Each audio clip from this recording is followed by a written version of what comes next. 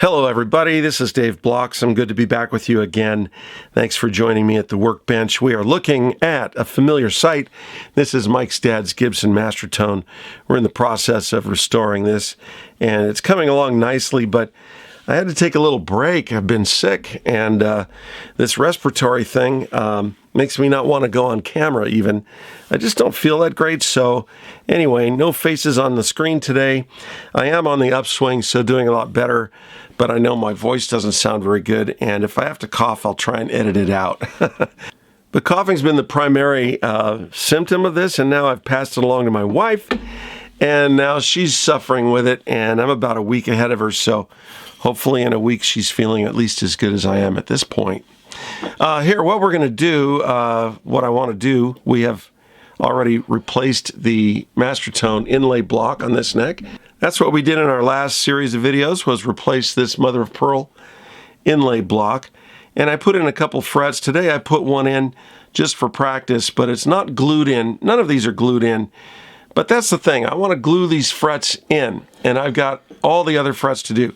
So I'm going to go through the fretting process with you, but not today. In the past, my methodology has been to use epoxy to glue in the frets, and you put that in the slots, press or hammer the frets in, and then you can peel away the epoxy when it reaches a very fragile stage in its cure. It's really pretty easy to get off of the wood before it's fully cured. Now I'm going to be using a different method today with the thin CA glue, and that method is faster and it works just as well from what I understand, but it's kind of new to me, so I'm doing some experimentation here. What you do is you press in the frets first, and then you put some glue alongside them, and it goes down into the groove and the fret slots and glues the frets in after they're actually installed. But the problem or precaution you have to take is to keep it from sticking to the fretboard. They all say wax off the fretboard. Well, here's today's video. What kind of wax to use? Nobody ever says what kind of wax you should use. So I've got 3 different waxes today. We're going to use the winning wax when doing this fret job. So this is a quick video just finding out what wax is the best wax to wax the fretboard off with when you're gluing in frets. That's coming up right after this.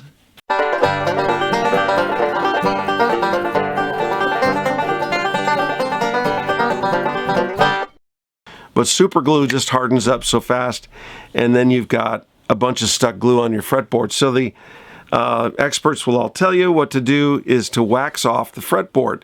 That is, you apply wax to the places, and I did this with my other steps here with the block inlay, but you want to put wax on things. I mean, should I use earwax or, floor wax, or, maybe this Renaissance wax will do. I've been using this in this project. Johnson paste wax is an old favorite of many people for doing just about anything. And yeah, that's used on floors. It's actually primarily carnauba wax, and carnauba, I found, is got a very interesting source. Carnauba, I thought it came from some exotic place or Iberian Peninsula in Spain or something, but it comes from palm trees. Of all things, carnauba wax comes from palm trees. It's actually a palm tree product. And then of course beeswax, and beeswax is a hard wax. It's very hard.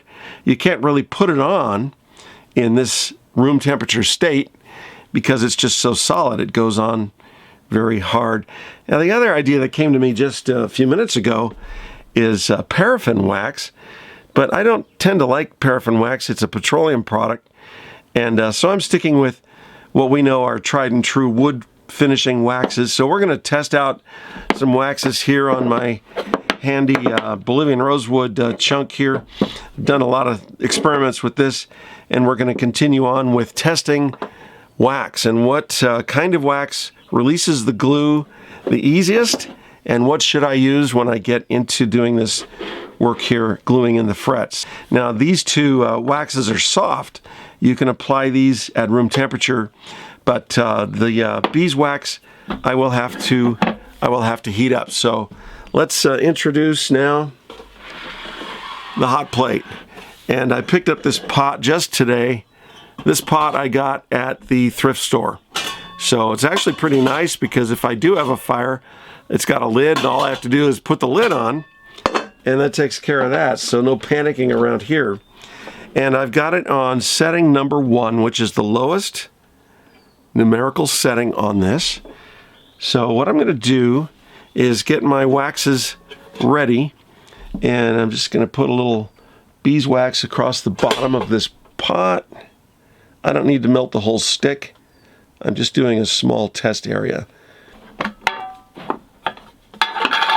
So there's our good old Johnson paste wax. There's our Renaissance wax. I'm going to put Johnson paste wax here, Renaissance wax here, and beeswax here. So from left to right, from your perspective, let's do it to it. Got some Johnson paste wax here. Put it on here, and we'll let that dry. Now, new corner of the towel. Some of this Renaissance wax will go on. And they look about the same once they're on. And they're both very easy to apply. Going to take a little bit of this wax here and put it right here on this segment right there. So the beeswax is obviously more work to apply because it has to be heated up. And I'll tell you what, remember this beeswax I actually got for another project. This I will be using on another banjo, and it's my secret ingredient, and that's my only hint. If you keep watching my videos, you'll probably have the answer because I just told you this is my secret ingredient. But I've got an interesting project on a banjo neck coming up, and I have given this a lot of thought.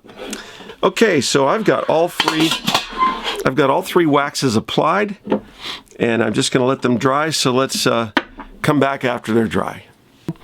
We're going to do a little experiment here now with a couple of kinds of super glue. And, oh, by the way, I've got a bare area of wood with no wax on it. Let's just make sure it's cleaned off well. Get my sander and make sure we've got some bare wood here. I did change the paper on my sanding block though. Finally got to the point where I needed to do that. Okay, so we've got some bare wood right here. A couple drops. So what we're going to do is the semi-thick, or what they call a medium super glue, and the thin. So right next to that I'll put the thin. Now since this is on the side, since that's on the side, I'm going to go ahead and get these to set up right now. And we can watch it kick right there. Now it's interesting, the medium super glue kind of skins over, and now it's like a blister with a soft middle.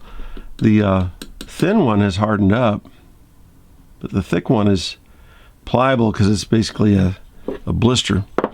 Okay, so we'll do the same thing here. Now those aren't going to go anywhere.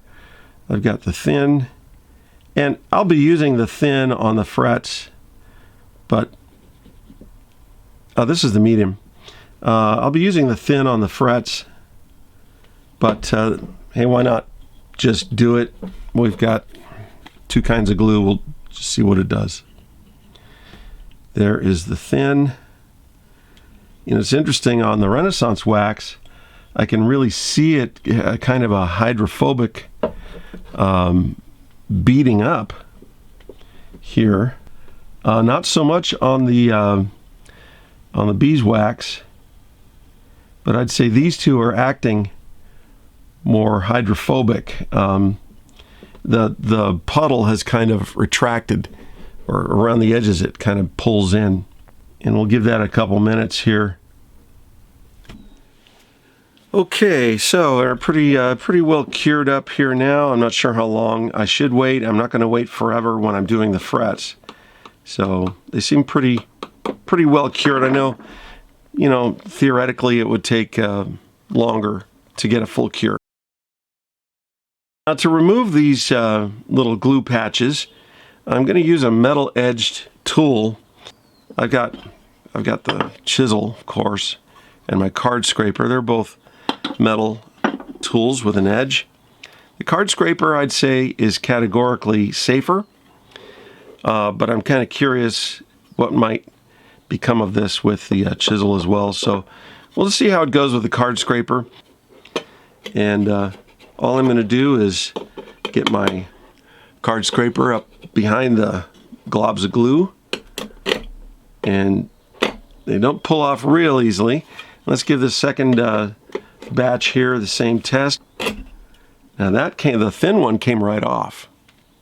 No, the medium one rather. The thin one is a little more stubborn, and the beeswax a little stubborn as well. Maybe this isn't the best way to remove the glue, but it did successfully remove the medium glue. Now let's see if I can get this. Oh my, look at that. The chisel just lifted it right off. The thin glue is a little harder to get off than the medium glue. These went equally well. I'd say that both Renaissance and Johnson wax. And here's the beeswax. Not bad. Not bad at all. You know, that one was a little harder to remove than this one, so I'm going to give them a toss-up and say that all of these waxes work. All three work.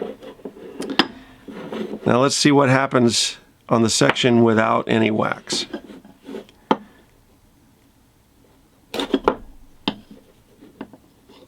A little bit harder to remove, and I don't want to dig into the wood, but that's kind of what it ends up doing. So definitely easier to remove from the waxed sections. I'm going to give them all a passing grade, which is all I need to know. Any of these waxes will work. The beeswax I would not make my first choice because it's a bit of a hassle to warm it up. But all other things being equal, I'd say they're all equal. So, you know, they all pass. So I think that Renaissance wax and Johnson paste wax are equally as good. And if you want to do this kind of work, just go for it with either one of these. I picked this up at either Lowe's or Home Depot. You can find Johnson at any well-equipped hardware store. This I had to send away. They mailed it actually to me from England. A little harder to get and far more expensive, but you don't need it. Johnson paste wax then will be my #1 recommendation. Then the Renaissance wax, and if you can't get either and you have some beeswax, yeah, it works. They all work. Where I didn't use wax, there are marks here, and I can actually still feel the glue down in the grain of the wood. So I would definitely use a wax. But now let's see if we ought to leave the wax on the fretboard or try and remove it. Now you can see where there's no wax, where the tape was. I can actually feel a difference. The wax in all three cases has made a buildup. These two waxes, the paste wax and the Johnson paste wax and the Renaissance wax, which are pasty at room temperature, have both hardened up nicely, but they're very smooth. I'd say they're equally smooth. The beeswax is not. The beeswax is very grippy. It's kind of rubbery, like. So if you're going to leave it on the fretboard, yeah, I'm going to have to back off on my recommendation of the beeswax. Not really so good, I think, because it would slow your fretboard action down when you're playing if you leave a residue on there. Let's see how easy it is to get off. Now, if you're trying to scrape it off between the frets, now I have tamed these down. I don't feel the edge anymore between them, although the waxes have kind of gone down into the wood, and I don't want to do a lot of sanding or anything on my fretboard. That's all done. So yeah, I'm gonna say, hey, forget the beeswax. That's not the best, because it's a little gummy feeling. It's a little sticky, and you can tell when you have this in your hand, it does feel very sticky. I don't think it's probably a good lubricant for drawers and that sort of thing, like paraffin is used for. So my recommendation, number 1 is Still Johnson paste wax. Number 2, Renaissance wax.